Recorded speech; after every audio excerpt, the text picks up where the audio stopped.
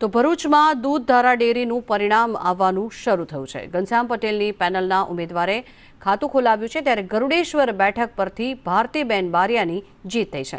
દૂધધારા ડેરીમાં 29 ઉમેદવારોના ભાવિનો ફેસલો। ભાજપના 2 નેતાઓના જૂથ આમને સામને આવ્યા છે, ત્યારે ઘનશ્યામ પટેલ સામે અરુણસિંહ રાણા મેદાને છે। બીટીપીના મહેશ વસાવાએ બીજેપીને ટેકો જાહેર કર્યો। ભરૂચ અને નર્મદા જિલ્લામાં 100% મતદાન થયું છે। વધુ માહિતી મેળવીએ સંવાદદાતા વિરલ રાણા આપણી સાથે જોડાયા છે। વિરલ, જે રીતે આ પરિણામ આવવાની શરૂઆત થઈ છે, શું અત્યારે રિઝલ્ટ આવેલું છે?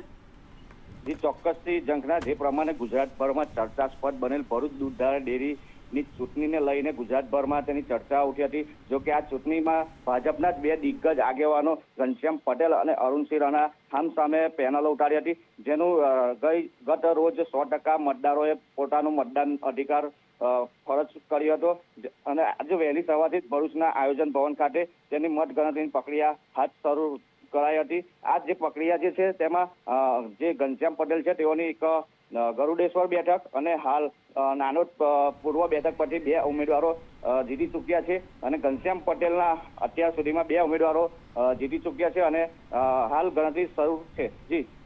જી આભાર સમગ્ર માહિતી બદલ।